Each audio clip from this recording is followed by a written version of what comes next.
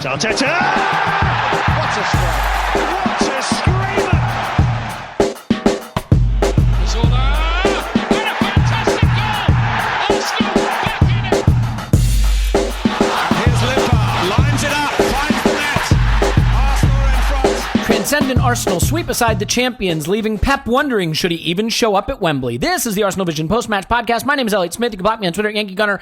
Pep Guardiola's Manchester City, they better just keep an eye on the Champions League because they got no business showing up at Wembley for an FA Cup semi-final against a team that can blow the doors off the champions like Arsenal did. There will be no Centurions this year. In fact, Pep owes it to us. He owes us a win on Saturday because we protected Manchester City's points record. So if nothing else, there should be a little quid pro quo. But let's face it, the mighty Arsenal cannot be defeated. Liverpool completely flummoxed by our tactics, allowing them to shoot at will, have as much possession as they want.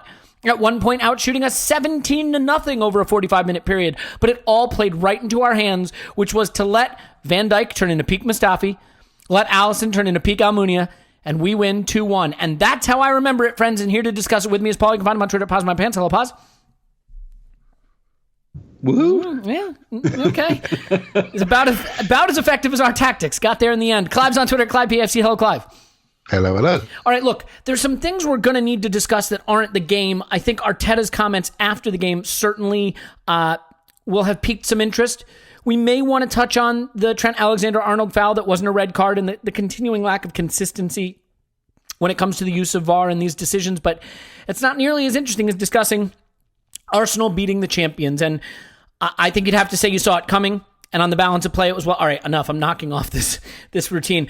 Paul, I'm going to start with you because I think a launching off point for this conversation, we discussed it a little on the Instant Reaction pod yesterday, is just evaluating results and evaluating performances. Being able to smile and laugh and celebrate beating Liverpool and being able to have a sort of sober examination of the tactics and the performance.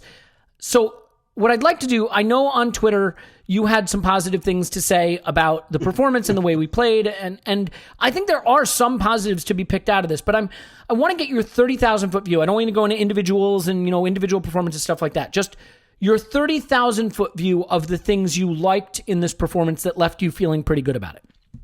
Look, they broke my Crapatron 4000, the bastards, because this is arguably the best team in Europe. And we beat them.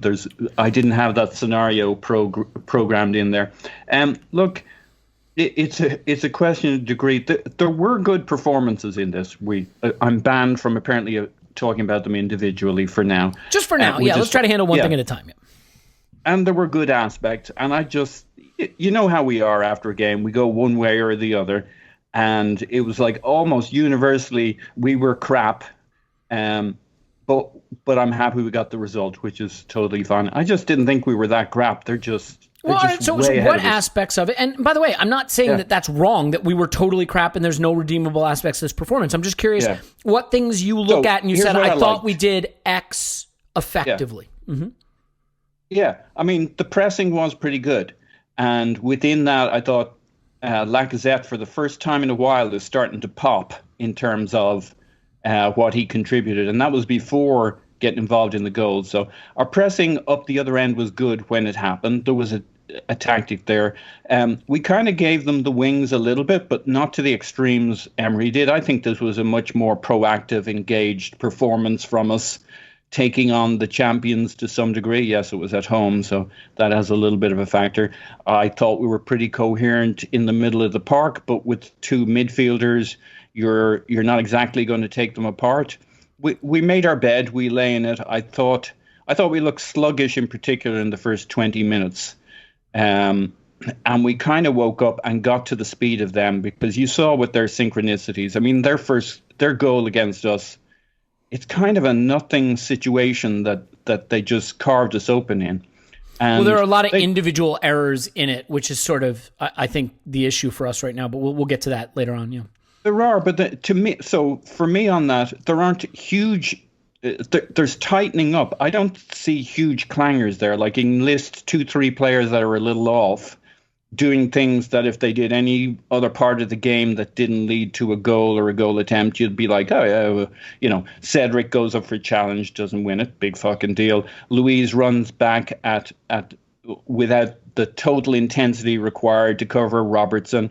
So I definitely think we needed to wake up for that first 20 minutes or so. They were well beyond us. We were basically chasing them around the pitch, and that was bad.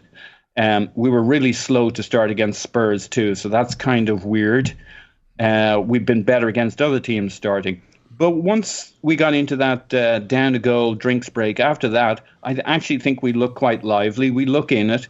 I'm not making any big claims here that we've turned a corner or whatever. But here's my big feeling on this game, which is the beauty of this particular period, the restart, is that you hear the coach coaching 90 minutes with this team, working players, working angles, trying to get combinations going, trying to get styles of play in place. And I think this has been much bigger for Arteta than it's been for anybody else. Klopp basically gets to watch this game for 90 minutes. He just wants his team to execute. In fact, he seemed to really enjoy this game for most of it. He was laughing his ass off. So it looked like a bit of a win-win. We kept him amused. The other thing I would like to say, and I'll give the mic back after this, is that this is going to be a tough window for us. I know we think this is kind of a wind down of this team and we start again, but we also know in the other part of our brain, these may be mostly the players he's playing with next year. So that's a this problem. This is all very, very relevant how this season winds up. These points are good. This win is good. Anything you can claim out of it is good. These players will have to be recycled and made better. And Arteta's coaching them for 95 minutes through these different situations. I thought there were good bits to pick out of it that we need to build on. And, there was some stuff in there. All that defensive solidity, defending the Alamo, getting bodies behind. We got lots of bodies between their shooters and our goal. And, the whole Martinez thing as well. Look, he's pulling out a worldie save every game. Yeah. So, there was stuff. During that 45-minute period where they outshot us 17-0, I think the flip side of that story is that the sum total of XG over that 45-minute period is like 0.9 or something. I don't think they had a shot over 0.05 XG, something like that. Yeah. So what it does tell you is that to the extent that we were defensively well positioned, they weren't creating the clear-cut chances. Look, my only thing... can I add one thing really quickly, which Sure. is I many times I would have felt really nervous going into that second half. I'm not saying I thought we were going to hold on, but I thought we might hold on. And that feeling stayed with me for most of the second half. I wonder if this was a game where we were sitting in fourth and a win gets us Champions League and a loss puts us out of it, if you might have felt as comfortable. I think the low level of stakes associated with this game, I was more amused by this game than I was stressed by it. I don't think I started to feel stressed until about the last 10 minutes when I was like, if we do this... You and Klopp, yeah. Yeah, maybe Europa League is back on. Look, I think, Clive, for me, I want to be clear about something. The only way to win a game isn't possess the ball, take tons of shots, pull a team apart, and win handsomely. Like, Jose Mourinho proved at Chelsea for many years that you could park the bus, have a compact, effective defensive structure, and win that way. I mean, Leicester won a title defending deep and countering. My only point, though, is that's a plan that you execute. Like, if I'm at the top of a ladder changing a light bulb, and I fall off the ladder, bash my head on a table, bang into a chair, flip over a footstool, and land on my feet, that's not parkour, right? That's falling off a ladder. It happened to end well. And I think my only criticism of this is that I don't think you could say this was an effective defend deep and counter strategy because we didn't do that. We just sort of fell off the ladder, banged our head, fell off the table, but landed on our feet. And, if you want to call it parkour, be my guest, I would call it a little bit dumb luck. And oh, by the way, that's deserved sometimes because I don't think we deserve to drop points against Leicester. I don't think we deserve to drop points against, Spurs is a little more up for grabs in terms of how you want to analyze that. But there are games like that all season. So I'll take the variance here. What I would ask you, Clive, is about the setup.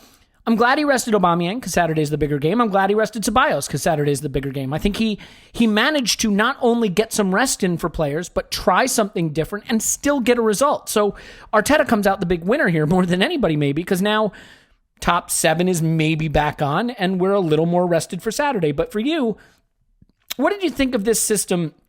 I realize that it was driven in part by the opposition and in part by the rotation, but how did you see it? I saw some people referring to it as a back 3. I didn't see it that way. I thought it was a 4-3-3 with a flat 3 in midfield. Shaq on the left, pardon me, not Sabaz. Who was the midfield 3? It was Torreira on the right. And Tierney on the left? No, who was should I just... Saka. Sorry, Saka was over on the left. Saka on the left, Shaq in the middle, and Torreira on the right. And I felt that they played more like a flat 3 in front of a back 4. But I know a lot of people saw it more as the back 3. I mean, how did you see the system flowing, and what do you think the idea behind it was, and how he executed it? So yeah, I think it was a fluid system. It went back 3, back 4, back 5, depending on where they pushed us. I think what we tried to do was really try to block off their sides. Everybody knows that Alexander-Arnold and Robertson are quite good at pushing on, and their goal was a great example of that. I think they push on without any fear, and it's really interesting when you watch them go. They burst, they drive into holes really, really quickly. So when you empty a hole, they drive into it. And they do that. And why do they do that? Because they got Fabinho, 6'100", standing there in the middle of the pitch. They got Wijnaldum, unbelievable runner and sprinter. Oxlade-Chamberlain, people don't like him, but he's pretty sharp at sprinting, getting to balls first. Then they've got 2 other massive runners behind them in Gomez and Van Dijk.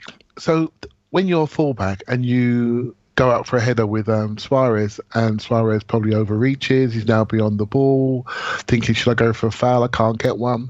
Robertson just goes. And all we do is we lose 2 or 3 races. That's all. So as a fan, when you see that, we laugh.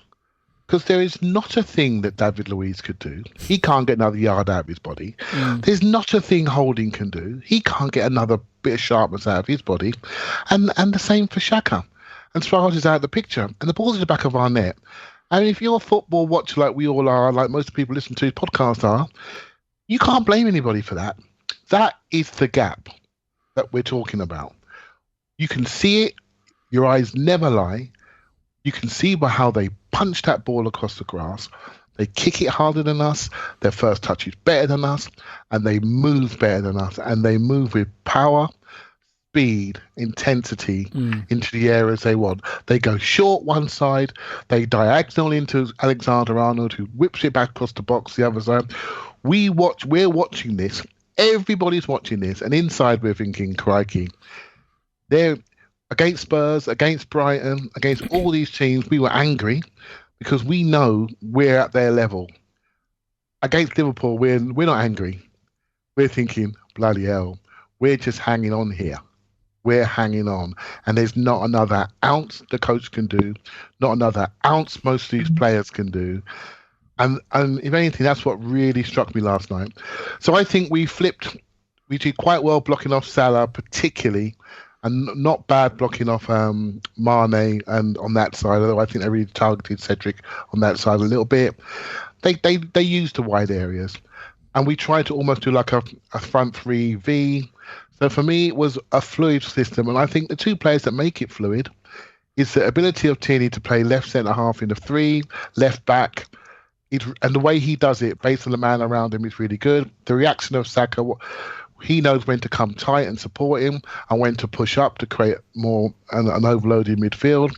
And Cedric does it up to a point, although I felt he was detailed to be closer to Holding, because Holding is not a bad zonal defender, but he lacks speed. So don't leave him in too much wide areas against Mane on his own, although I thought he did very well against a player that obviously was superior to him, but he managed to body him a couple of times and get him angry and get him off his game. So that worked out. So I wouldn't worry too much about the system. And what I thought Arteta did really well was block off certain players for as much as long as he can. And I think this guy, I know we all like him, but, that's pretty good what he done there last night. I'm not saying it was super tactical, but the way he deployed the players that he had, and the way they work for him, you got to tip your hat off to him. I thought it was really, really good. Yeah, and I did see it as a 4-3-3 personally. I mean, I get that it moved around and it was fluid. I totally agree with that. But I think that Saka on the left, Torreira on the right, and Shaq in the middle of midfield. And I think basically the way it was meant to work is that Saka had to drop in and help block off the running lanes for Salah and help Tierney with that. And then Torreira had to drop in and help Holding and Cedric block off the running lanes for Sadio Mane, right? Yeah. And then, you have the easier job with Firmino because he's not quite as mobile and he's not going to go as deep, and so Xhaka can occupy that space. So they all sort of had their player that they were responsible for.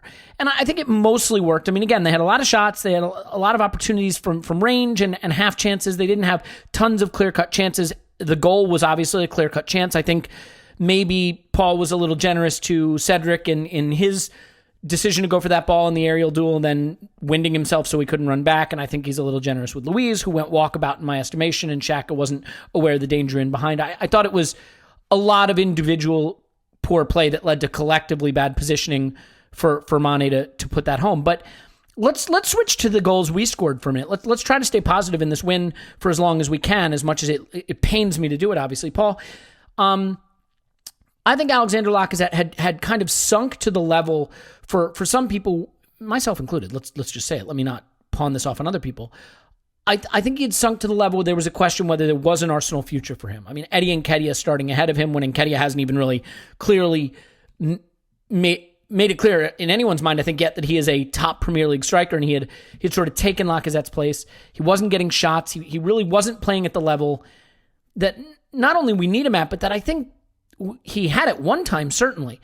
And then I think in the Leicester game, he started to really turn it around a bit without getting the goals. He was getting into position. He was getting shots. He was putting players in. He had a good all-round game without the finish. This game, there wasn't a lot that any Arsenal attacking player could do.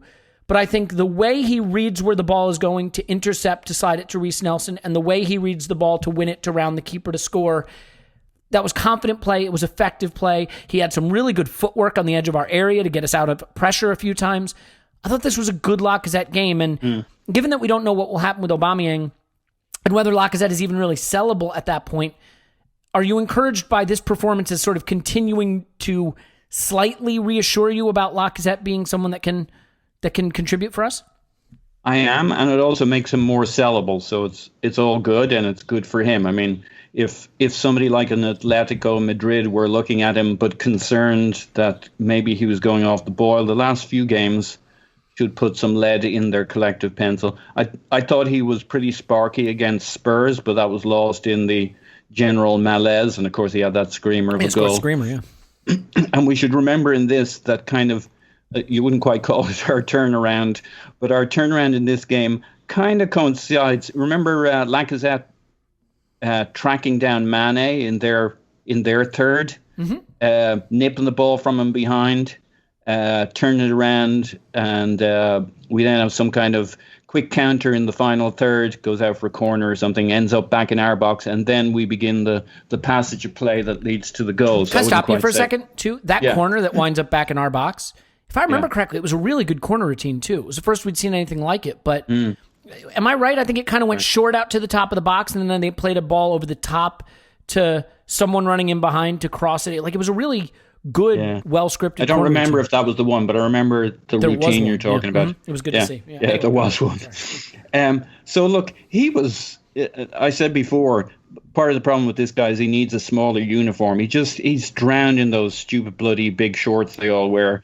I'm saying I've got old man-itis here, and the sloppy uniforms and stuff. But he sometimes the guy and the uniform don't match up. I think we spend a lot of time worrying about his heavy legs, and I think there's validity to that. I also think if you read back on his previous incarnations at other clubs, fitness has been a bit of a challenge to him. So wouldn't be a surprise. He started this season with an injury, and it took, as Tim predicted, it almost cost him the full season in terms of performances. He has a restart where he catches up, but then match fitness takes this guy maybe a little longer than others.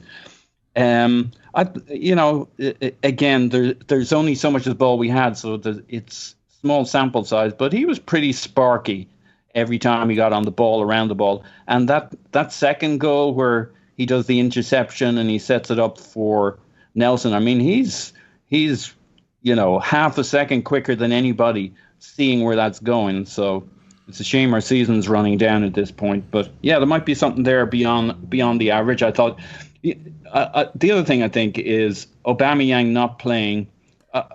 I was never really bought into the "isn't this lovely? They're best friends playing together." Strikers, that's kind of like the occupation of hitman, right? It's not about teamwork and partnership. They may be better off psychologically not playing together.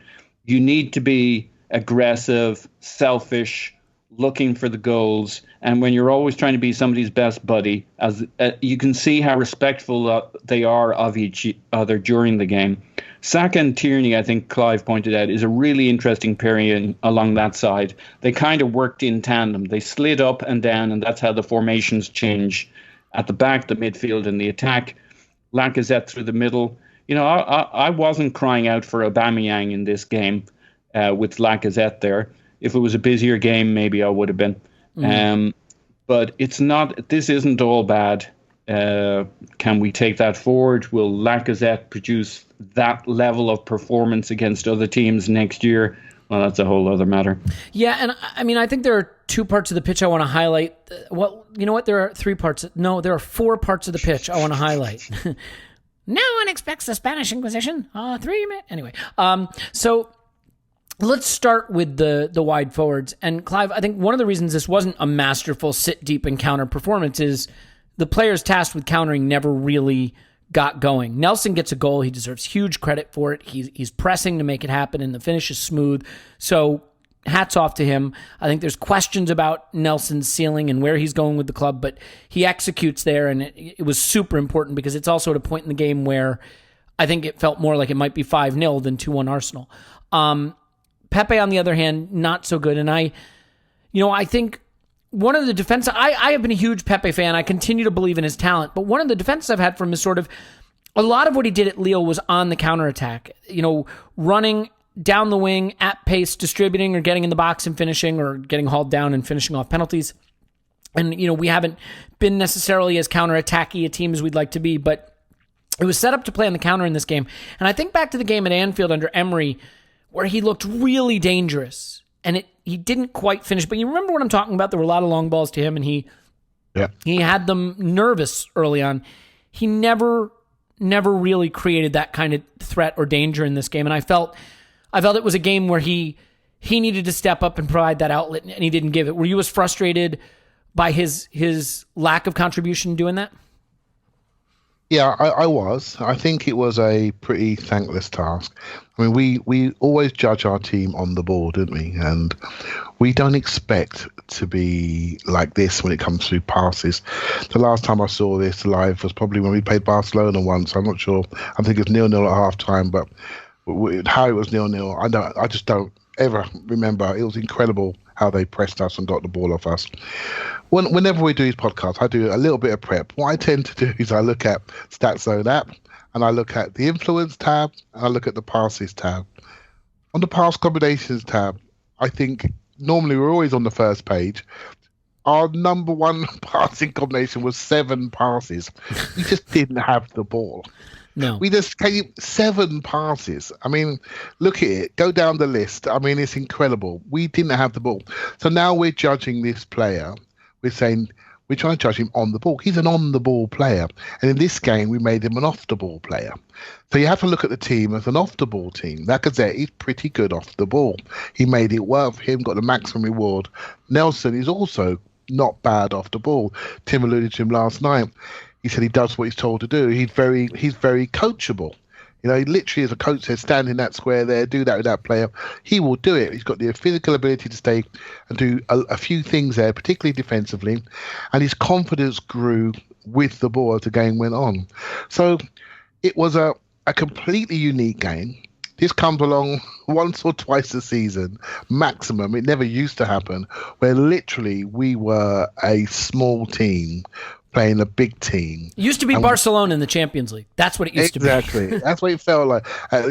Small team playing a big team, and we were given a taste of being a small team. And I think that's what we're all sort of digesting today. So within that context, I can't judge Pepe because Pepe's an on-the-ball player. However, as I said last night, I thought some of his body language wasn't really, really great. Was he working hard enough consistently? Is he that type of player? Is he finding that difficult? I'm not sure. And I don't care. He needs to do more of it off the ball. He needs to do more showing his feet on the ball. I was begging for him to swap sides. I just think it's a natural feeling for them when they do get on the ball to dribble in the spaces where they're comfortable with. Nelson spent a lot of his youth on the left-hand side. It would not be an issue for him. Would have given him confidence he can come inside and shoot. And we all know Pepe likes that right-hand slot. I couldn't see tactically why they were swapped. Maybe Arteta thought he's got Tierney and Saka around Pepe to keep them together. And maybe he felt that the combination of holding Suarez and Nelson was a more defensive one. And so he just trusted the group as a group. But I felt that affected Pepe on the ball. And when he moved over a bit, at least we got a couple of dribbles out of him. But Elliot, it is a worry in general. It is a worry. But I think it's a worry because every time you talk about Nicolas Pepe, you talk about 72 million. That price is just hanging over us. And we all know that we're not seeing that value, regardless of the installments. We're not seeing that value, and we all know it needs to work for the financial viability and offensive future of our club. This guy needs to work. Because at the moment, we're not sure what we're getting, and everyone's watching, and there's no way if we sold him tomorrow, we get the money back. So we have a problem developing right there.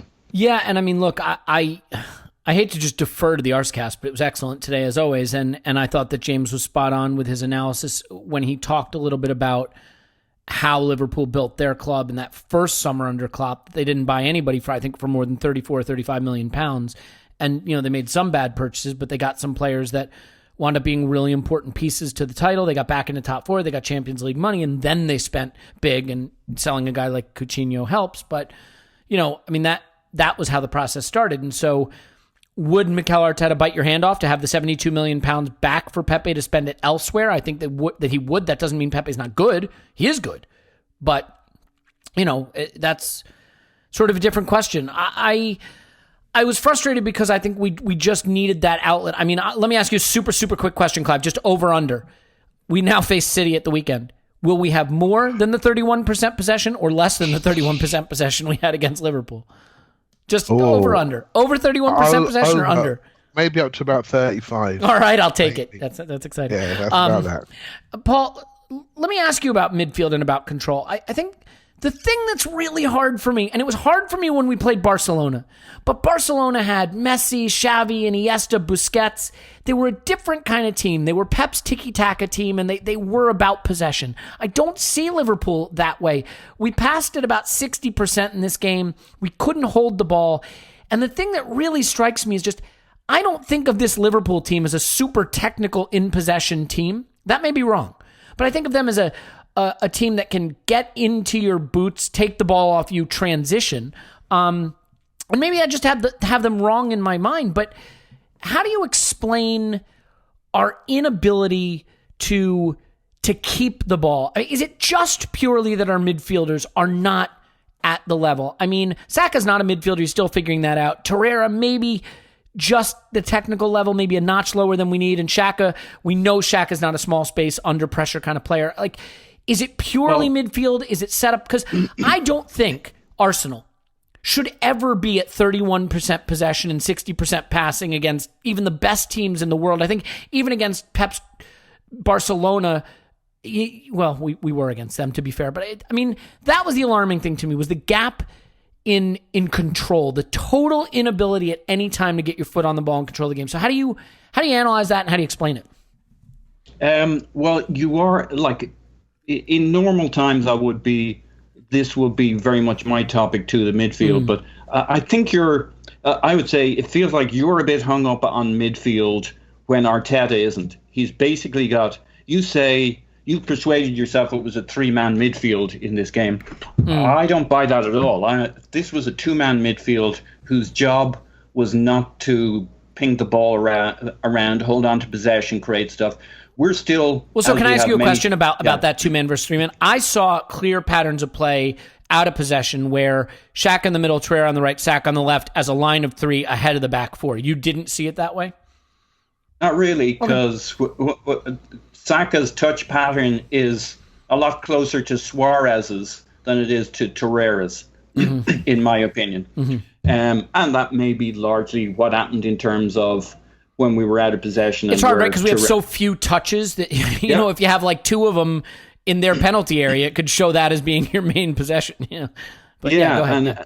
And to me, the logic was we had our tactical flexibility from Tierney and Saka, so when we had position, those 2 pushed on. Pepe moved a little more centrally, as Aubameyang does, so you have that swivel there. But Saka's basically acting as a wing back, a more progressive wing back than Suarez is. He's giving us some more attacking, but both of them are covering the wings. So we're providing width across that midfield with 2 wing backs. Call them midfielders if you like, but they're wing backs to me. So you're not going to see our possession is going to have to be pinged up the wings to get out, or we go long, or David Luiz pings it. And conversely, they have 3 midfielders, 3 proper midfielders with their 2 fullbacks bombing forward. So they had 3-on-2 in our midfield. Plus, if you put 3 or 4 in your midfield, they'll just switch the play. You know, that plays into their hands. They'll take your midfield out of it anyway.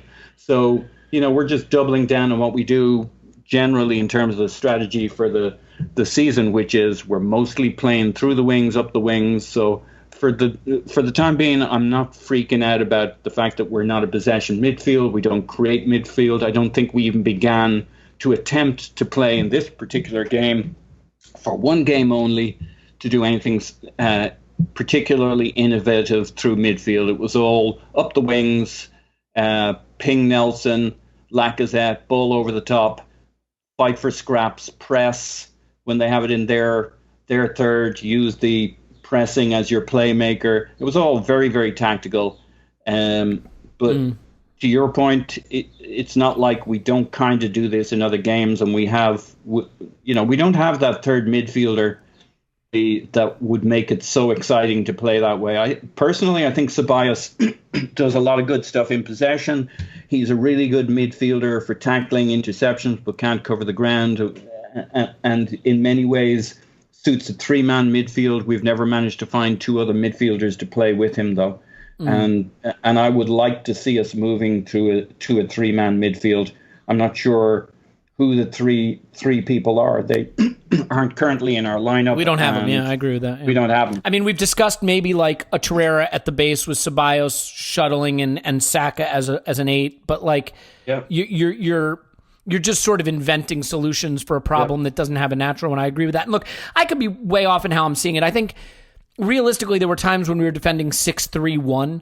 You know, we were pushed back so deep. And I think when you're pushed back that deep and you have that little control, analyzing systems is sort of almost pointless, because you just sort of wind up at some point smushed back so far that it's just a flattened blob of Arsenal players trying to keep the ball out of their penalty area and out of their goal. But Clive, other than my erudite and sophisticated analysis as a smushed blob of players, would you like to add something that could somehow elevate that discourse? Because I don't see how you're going to do it. But the fact that we're sort of talking about our system tells you what really, really happened in the game, right? So I think it's almost more important to sort of look at Liverpool, look what they do. So they have a classic principle of play where they attack you where you're least prepared. It's a classic combat. Go for the enemy where they're least prepared. But what they have is the ability to hit those areas. Right, so Van Dijk's got a great long ball, Alexander's got a great long ball, and so they can switch the play where you're most vulnerable. So when you load over to create small spaces, they go over the other side and say, no, you don't. And as it's switching, they sprint into those areas to create overloads. So really smart, quite basic. And if they lose it, It's okay. Those same sprinters run back and counterfoul you. And if you do get far up the pitch, don't worry. Fabinho will take you. And if you do get a little bit further, good luck with Gomez and Van Dijk. And if you do get past them, we've got the best goalkeeper in the world who comes out and can use his feet. Not on this day, by the way. Not on this day, yeah. And so what it does, Elliot, is it says to you, it destroys your system. So this is why I think Arteta was really good. He zone managed the game. Yeah, he said he discouraged them. He was very tight on Salah, very tight on that side. So he basically, Tierney eliminated Salah beautifully, and it's the best game I've seen him play. Absolutely wonderful.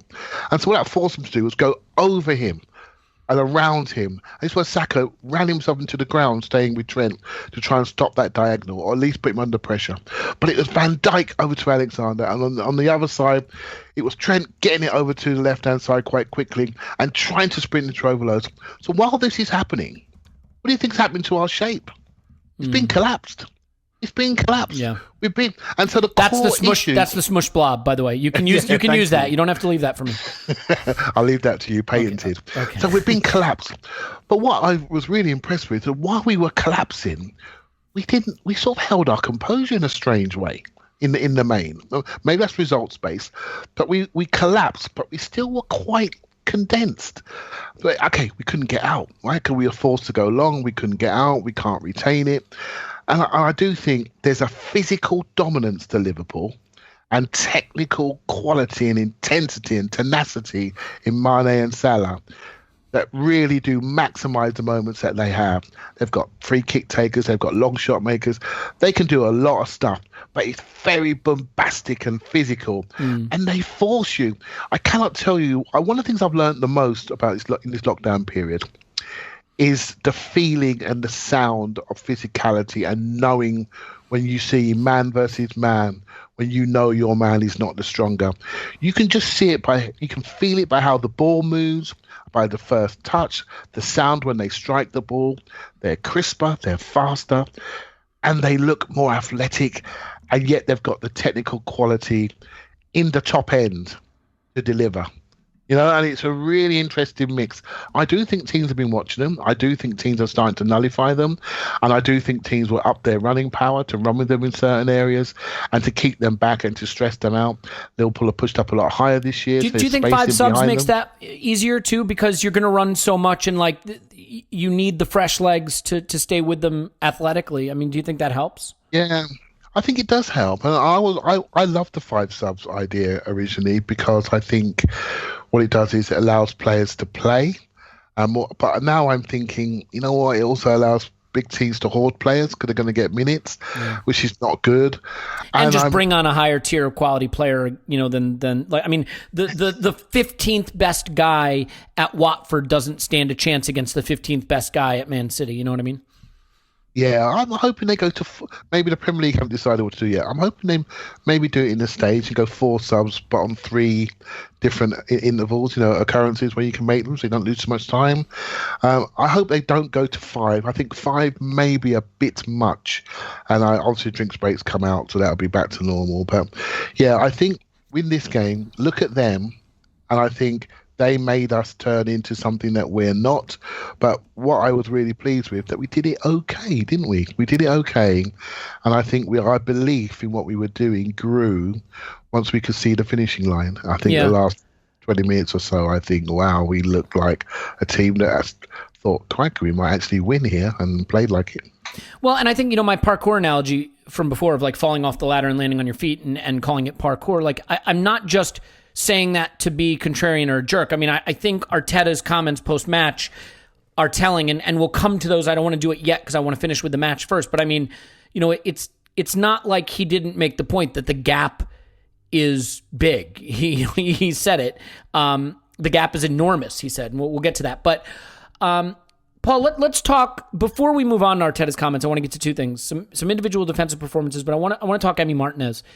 The save he makes is astoundingly good. It's a game saver, a team that desperately needs a pick-me-up, that maybe you don't say they deserve this win, but they fought hard enough to get it in the end, and and it would have been a shame to lose it that way. And he rescues it. He's been nothing short of brilliant, apart from trying to kick the ball off his own player into his own net, but that's another issue. The funny thing is, by the way, that foul that Tierney wins in the box late, Shaqiri hits the ball low and into the corner before as that whistle's going, and Martinez isn't getting there. And I know everyone had stopped, but like, I'm really convinced that if Tierney doesn't buy that foul, that's going in, that's the equalizer. But anyway, as good as Martinez has been, I think we have an issue. Look, we know we don't have a lot of resources, and anyone who can raise money is worth doing, is worth selling. I don't think we're in a position where we can afford to have two very, very, very excellent goalkeepers at our team. Now you might say, oh, you need it. You got to have a guy who can come in behind the other guy. Look at Liverpool. Look at who's behind Alisson. They signed up a car crash. Who did they sign up? They signed him up this summer for a free. And Adrian. Yeah, he was terrible. Terrible. And I mean, they got by and they nearly broke a points record, but they won't because we beat them. So haha. But like, how do you feel about the performance of Emi Martinez and the reality that if we have two excellent goalkeepers, we may have to move one? And do you have a preference for which one you'd move? So yes to all of that, if you can give a yes answer to it. Buy low, sell high. I mean, his value will never be more than it is going into this season unless we think he can play at this level for next season. I've always thought Emi Martinez was quite good, and not that we saw a huge amount of him, but he never. We played David Ospina while Martinez was at the club. What was going on? Yeah. So the big we, apparently didn't think he was a world beater, but right now he is. I don't know if he can be a world beater forever. I don't know if it's the adrenaline of getting the start and holding on to it, and it's kind of his dreams come true. People used to think Jordan Pickford was good once. People used to wonder why we hadn't gone for him. So these things don't last forever, always. But on the other hand, despite his moment early on in the game, I mean, he just looks like a better distributor to me than Bernd Leno. Long distributor. You think with the ball at his feet, playing the ball short, he looks better than Leno? Because I don't see it that way. It doesn't. I think he looks as good. Okay. Yeah. I mean, Burnt might be a little crisper, but I don't think he's necessarily better with the short ball. And I think the other thing is Leno doesn't have a good kind of medium out ball to the wing. I've heard people say that's his advantage. That's not what I see. I think Martinez does a better kind of mid-range chip to the wing to kind of clear the first line of attack.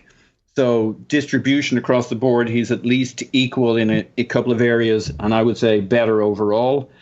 But Bernd Leno's been a really good shot stopper for a long time now, and Martinez has been eye-catching for like going on 2 months. That's a tough call. It might be down to who's willing to move, who's ready to move, and who we can get the top dollar for, because with so few options, I don't see that you hold on to both of them. If it were my call, God, I don't know. I mean, if you're saying you'll sell me this Martinez and he'll stay like this, I keep Martinez. Well, but that's the thing, isn't it? So, Paul, what I would say is, as you pointed out, we've had this guy a very, very, very long time, and a number of different coaches and talent evaluators and whatever you want to say have decided he's not the guy. That doesn't mean they're right. I mean, Jamie Vardy wasn't the guy until he was the guy. I get it, and goalkeepers do develop later, and he certainly has the body for it, right? He's big, he's springy. I think what I would say is, if I've got to sell one, look, it gives me no pleasure to sell a player I think is good, but we can't have two good goalkeepers if one of them can bring us money that can strengthen us elsewhere. We just can't. It would be crazy to, let's say both these guys right now are worth £35 million. I'm just picking a number. You're going to tell me as a club we can afford to have a £35 million check sitting as a backup keeper? We can't. We cannot. Not when that can buy you a very, very, very good young midfielder. So no, or central defender, whatever it is. So what I would say is, I think Martinez's level right now is arguably higher than Leno's level was, although I think we are forgetting that Leno was our player of the season before he went down. Having said that, I would be inclined to keep the guy who has a better track record of being a first-choice keeper at a high level than the guy who for a long time was not trusted to be at that level. I also think, and this is a point, I think, Clive, maybe you made it, but it's a really good point, so I'll attribute it to you to make you feel good. Keepers often look best when they are very busy.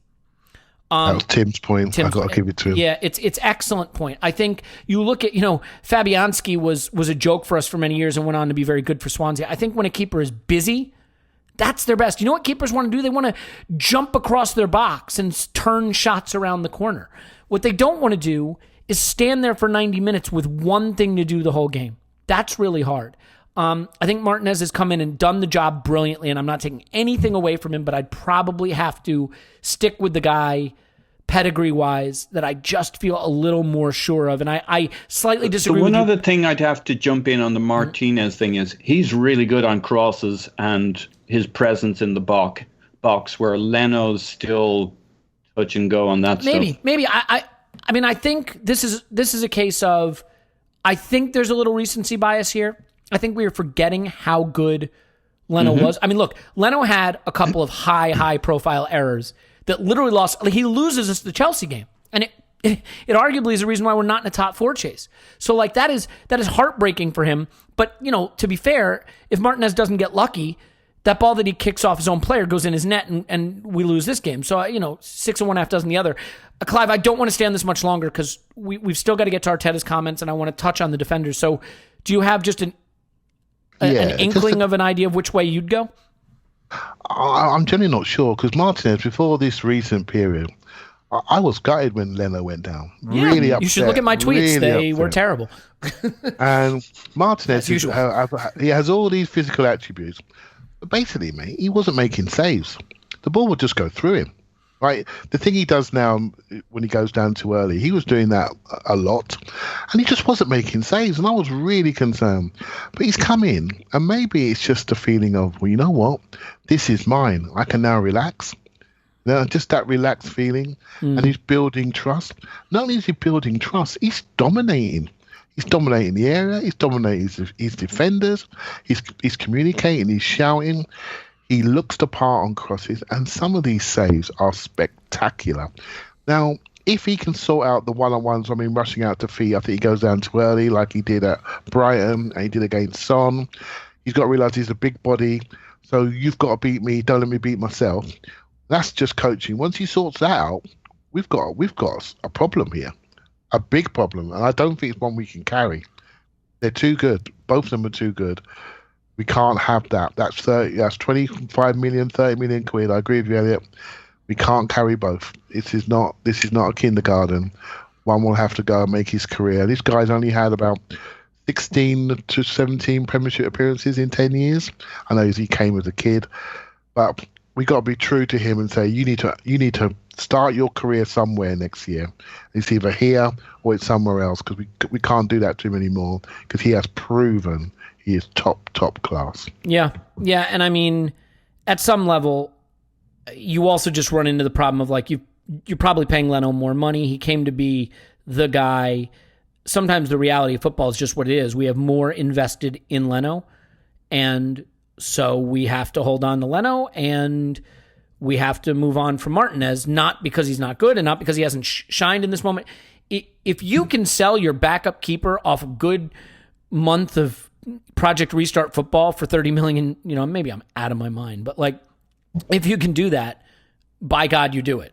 If it's 8 million or something, well, the conversation changes. So let's touch on defenders. I'll stay with you, Clive, first. Our first really good look at Rob Holding under a lot of stress, and I'd say just standing next to David Luiz on a football pitch is enough to give anybody stress and anxiety. Obviously passing is not really his bag right now, but it wasn't anybody's bag against Liverpool. I thought Rob Holding looked more robust and physical and assured in the duels than he has. Maybe he's just a guy who the closer he gets to... we have a lot of defenders who the closer they get to the goal, the worse they get. David Luiz, Mustafi, Kolasinac. Maybe Holding's the opposite. Maybe Holding is a guy who can be a little bit better closer to his goal. How did you feel about this performance from him? Yeah, that's a great observation, actually. So he's good in crowd scenes, right? So he's a old school zonal defender when the back four are right next to him and fullbacks don't push on too far. He's not the greatest athlete. He runs with a little slight outward step when he hits the ground. So mechanically, he doesn't look good. He hasn't got strong upper body. He hasn't got strong shoulders. I'm glad Arteta only sees him on the right-hand side, because although he's spent a lot of time on the left-hand side in the back three, I feel he's better on his right foot. His passing has been better in the past, but he just seems to be losing his picture. But let's be honest, we couldn't pass in this game to anybody because they were just too strong for us. But what I will say with him, he is one of those players that needs a trigger. And once you get him angry, you see a different player. Well, Mane kicked out at him. I thought there could have been two reds in this game, right? Alexander and Mane both could have gone. So that definitely set him off, don't you think? Absolutely. So I've seen players like this. My own son's like this. You've got to get him angry. Once you get him angry, you don't have to worry about him anymore. Because he's tenacious, he's tight, he's all over you. He's like a rush. So he looked more like Keown with Mane in this game. It was a tussle, it was a fight. He could afford to go tight, he could afford to wrestle, knowing there were people around him. Again, that's where the back three helps, gives him confidence. I thought when Suarez was, I thought he got injured in that heading challenge. I thought he was a little bit patchy after that. I'm not sure Ainsley had a great game when he came on, but just having those bodies around holding him allows him to be himself, right? So we have a problem, but the problem is, we want a back four defender, don't we? We want a back four defender, wide space defender. We can leave these two defenders alone while we overload good sides. I don't think he fits that mould for us in the future. So he's one of those players that we can use right now. But again, we should be loaning or selling. So really the question is, do we prefer him to Mustafi? With Regency Bayern gets a really good forward. We would say, yes, absolutely. He defends his area much better. He was more solid. Now we're playing Man City with their flying number 8s, with their little short feet, tap, tap, tap, Sterling running around him. Like no one over 5'7", and we got Rob Holding standing on that right-hand side of our defence, 6'2", with feet flat, pointed outwards. I'm thinking, you know what? This may suit a chunky Mustafi who's got faster feet. I'm not saying he's a better player, but he just may. Well, the problem is his feet are usually above his head as he's lying on the ground doing who the hell knows what. Yeah, I'm not saying his feet are pointed flat on the ground as he's laying down on his sunbed, right? So you're absolutely right. But I'm just saying, horses for courses. I thought it was a good decision to play him in this game. I think Mustafi had to come out, but it's 50-50 for Saturday. Right, so, but I'm happy either way, as long as they're both switched on to the best of their ability, as we watch Sterling, David Silva, and Kevin De Bruyne flash into those channels. It should be fun. Yeah, agreed. And look, I think the fact that we're talking about a mostly nothing Salah performance speaks volumes about the guys on that side of the pitch, namely Tierney and Holding. Maybe a little less said about Cedric and Luiz, the better. Paul, going to you to criticize is dangerous business on my part because it usually backfires. I feel everybody was great though. What? Everybody was great. Everybody was uniformly great. I am getting with Luiz to the point I was at with Mustafi, where you just have to wonder if he can be used. I mean, the one point where he just sat on his ass with his feet in front of him for no particular reason in front of Leno was worrying. There were a couple other. He had a long ball that he kicked all the way out for a goal kick that, Usain Bolt wasn't going to run onto. He was supposed to be a guy who was a good distributor. That seems to have gone. Certainly any composure, awareness, just being awake on the pitch from him missing. Love that we got this win. And in a performance that deserves some credit for backs to the wall defending, I still think he managed to not come away with much credit. I mean, where are you on Luiz right now? I did. I thought he looked particularly meh in this particular performance. I think the intensity even wasn't quite there. This is a setup that should suit him. We've been told he's a great centre back when it's three at the back.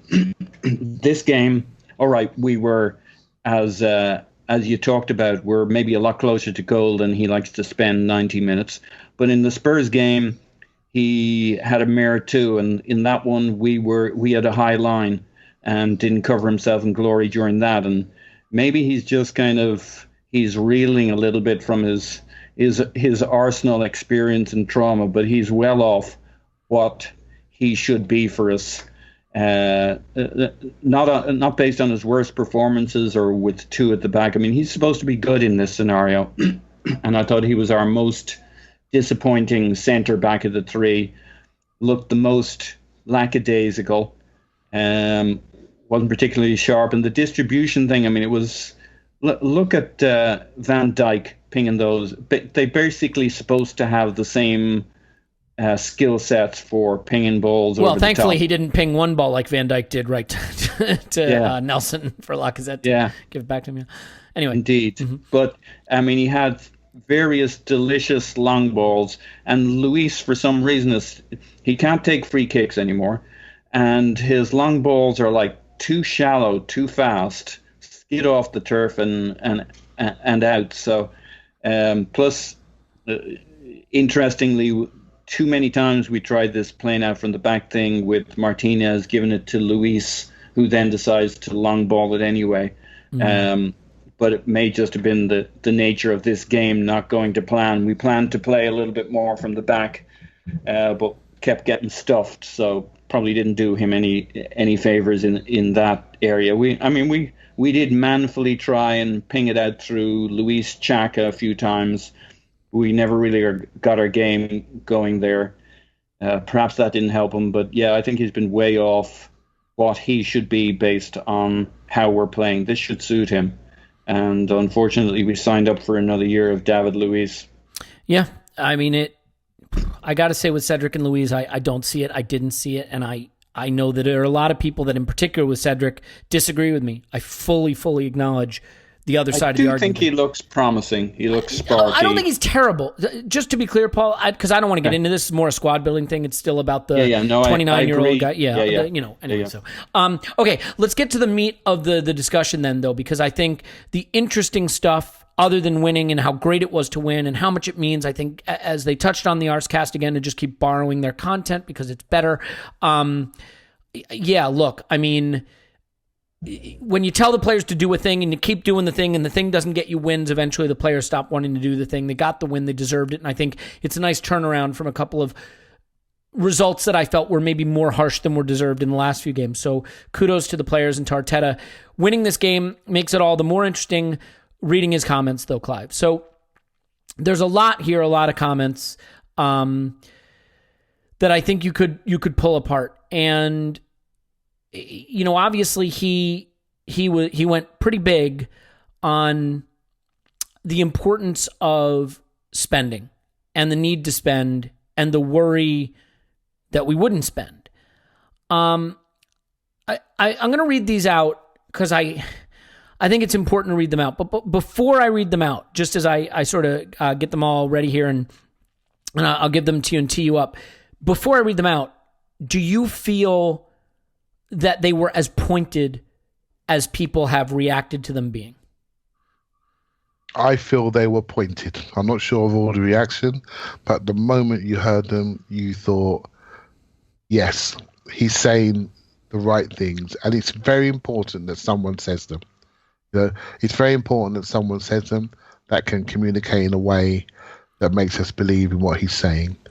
It's very important that he provides transparency to the layers between him and the ownership, because a lot of the actions that Arsenal have taken on in the last few days in regarding to the debt position, what they've really brought is more opaqueness, right? So they are an opaque organisation now, top to bottom. So what does that mean? We need this guy to absolutely make sure that we all know, that the club knows, this is where we are. We have to accept this. We all accept it, I think, and last night made that clear. This is where we are. If we want to close the gap, we've got work to do. And that can't be done by magic beans, right? We got to go out there and we can do things internally. We can change our culture. We can get people buying in. I can show you all those things. I can coach a group to the maximum of their abilities. But in the end, there's a ceiling. And I think we won this game last night, but we could all see the ceiling. But we can still respect what happened in the result, but there was a ceiling there that was obvious, and he's just letting us know that I can do as much as I can, but I can't do much more unless there's changes to the squad. Yeah. I mean, I felt that this was pretty pointed. I'll read out a few. I mean, the one thing that stood out is when he said the gap is enormous. Now, I like that what he did is rewarded his players by saying the gap in effort and energy and commitment is now equal, and that wasn't the case when I arrived. I like that he did that because, look, I think players are smart. They know they've been played off the pitch in some ways, but they deserve credit for the commitment they show in getting the result, right? But he says, look, you are not in the Champions League. Well, so let's back up a little bit. He says harder and harder because that's obviously something that has to fit each other. You are not in the Champions League, and because you're not in the Champions League, you say, okay, I don't invest because I don't have the financial ability to do it. But the other clubs invest, and then the gap becomes bigger. If I do want to invest and take the risk and then I don't reach it, what happens? That's a mistake. You have to make a decision whether I want to aim to make the gap closer and go for it or stay where I am. You see many good examples of teams that have done it, and they have come back to the Champions League that way. Then, he was asked if he was worried about not spending, and he said he was. I mean, he said he was. So, Paul, good to you. I'll come back to you on this, Clive, though we're not going to leave this so quickly.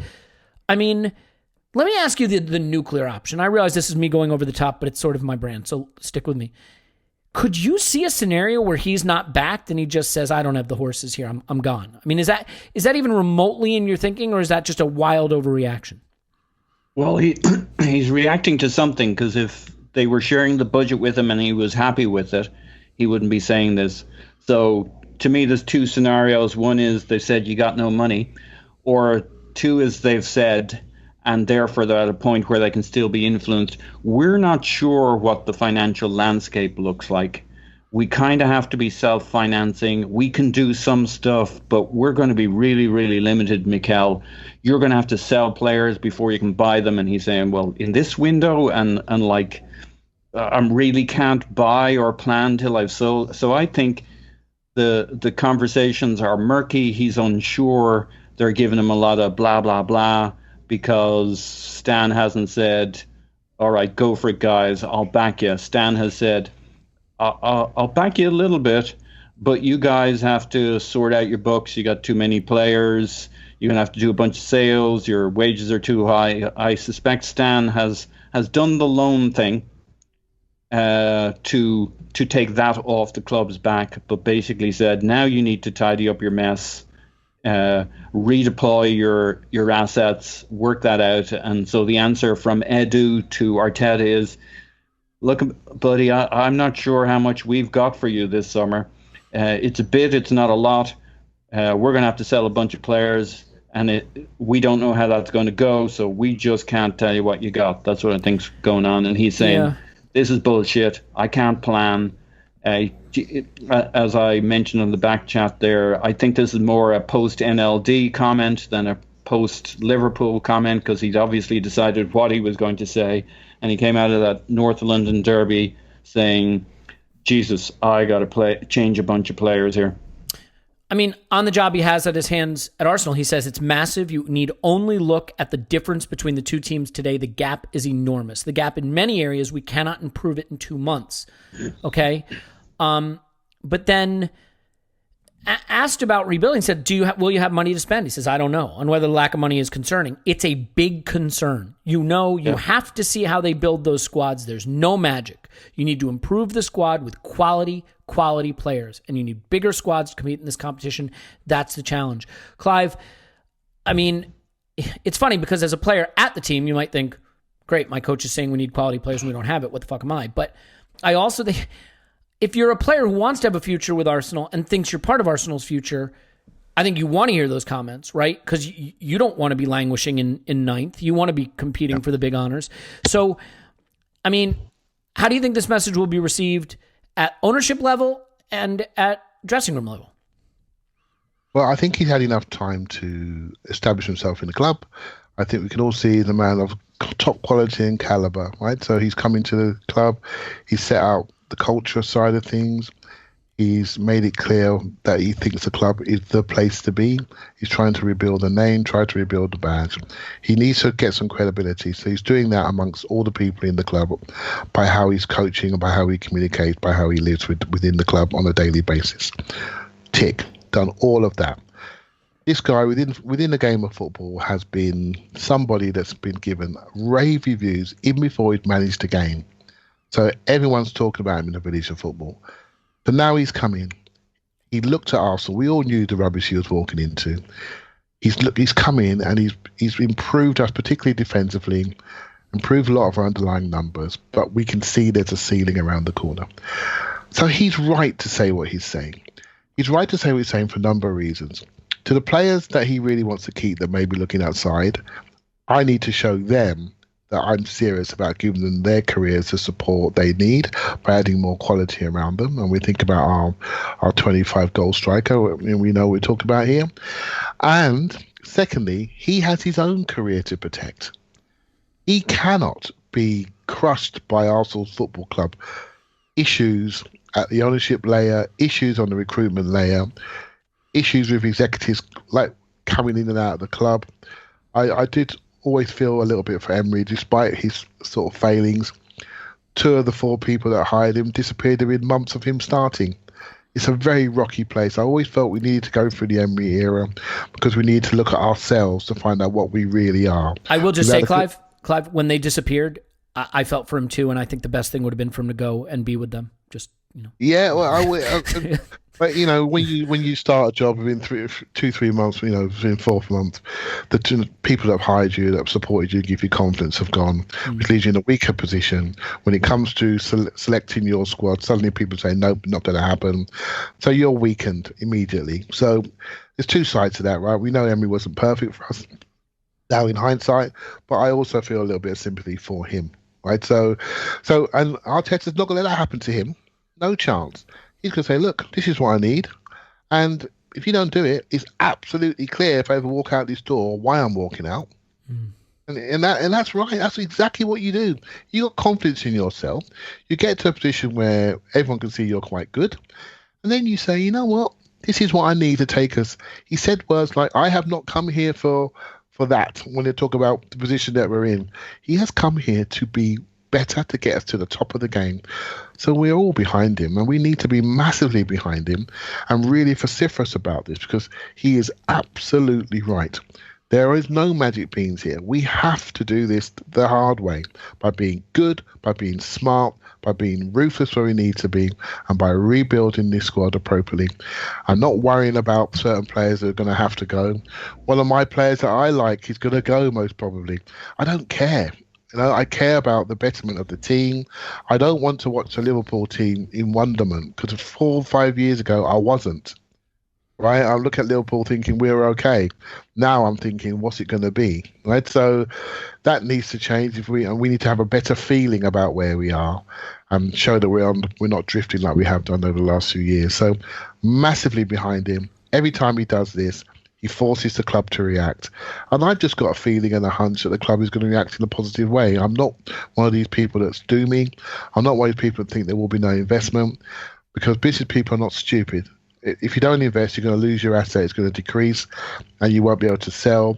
You won't be able to maintain it in the same way. So I think it's really important that we support him, which I all we know do. I know we all do, but also just make sure that we are vociferous in that support. To make sure that in the little bit of influence as fans that we do have, that we are vociferous so the club can see it. Tell me more about those magic beans options.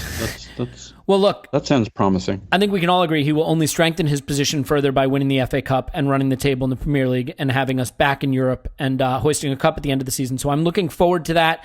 I can assure you Pep is not looking forward to facing him after the performance we put up against the champions. So all good things. We'll have a preview pod for patrons coming on Friday, so you can look forward to that. But certainly, for anybody who wants a pod, there's always a pod. There's always a pod. There's going to be a pod. Paul's on Twitter, Paul's on Pants. Thanks, Paul. Woohoo! Clive's on Twitter, Clive PFC. Thanks, Clive. Thank you very much. Yep. We are, I think we have beaten the best, which means we are the best. So I think that's a perfect place to leave it. And up next, what can City possibly offer us? Not much, I say. We love you. We'll talk to you after Arsenal 10, City 0.